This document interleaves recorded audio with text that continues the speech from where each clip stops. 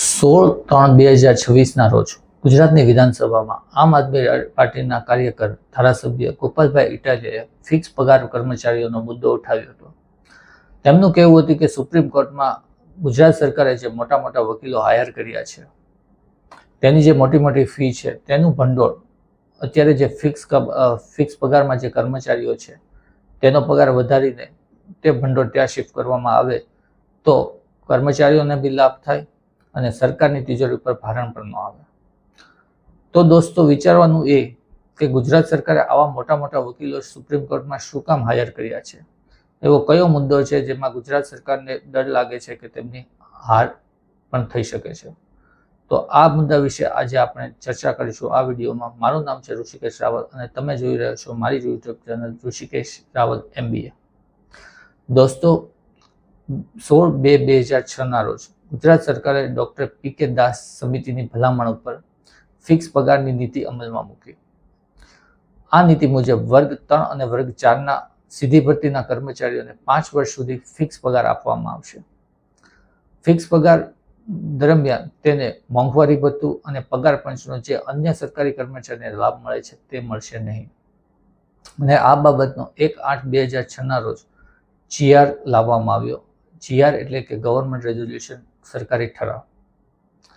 પર આ નીતિ લાવવા પાછળનું સરકાર પાસે મુખ્ય 3 કારણ હતા. પહેલું કારણ હતું કે સરકારની તિજોરી ઉપર ભારણ ઘટે. બીજું કારણ હતું કે સરકારી કર્મચારીની કામગીરીનું મૂલ્યાંકન થાય. અને ત્રીજું કારણ હતું વધારે સરકારી નોકરી ભરતી કરી શકાય. પરંતુ આ નીતિ એ ભારતના સંવિધાનના મુખ્ય 3 જે આર્ટિકલ છે તેનો ઉલ્લંઘન કરતી હતી. આર્ટિકલ 14, આર્ટિકલ 16 અને આર્ટિકલ 21. આર્ટિકલ 14 એ સમાનતાનો અધિકાર છે. આર્ટિકલ 16 એ સરકારી નોકરીમાં સમાનતા અને આર્ટિકલ 21 એ વ્યક્તિગત અને જીવનની સ્વતંત્રતાનો અધિકાર છે. અને આ જ કારણસર 28 એપ્રિલ 2011ના રોજ Shri Yogakshem foundation for human ડિગ્નિટીએ ગુજરાત હાઈકોર્ટમાં એક PR દાખલ કરી સરકારી નોકરીમાં ગુજરાત સરકારની જે સરકારી નોકરીમાં ફિક્સ પગારની જે નીતિ છે તેના વિરોધમાં. અને 8મા મહિના 2012માં 20/8/2012માં ગુજરાત હાઈકોર્ટની 2 જજોસની બેન્ચે આ સરકારની ફિક્સ પગારની જે નીતિ હતી તેને પૂરેપૂરી વખોડી કાઢી, તેની આકરી શબ્દોમાં નિંદા કરી અને બને એટલું વહેલું ત્વરિત તકે આ નિર્ણયને પાછો ખેંચવા માટે હુકમ કર્યો. પરંતુ ગુજરાત સરકારે આ ડિસિઝનને સુપ્રીમ કોર્ટમાં પડકાર્યો છે.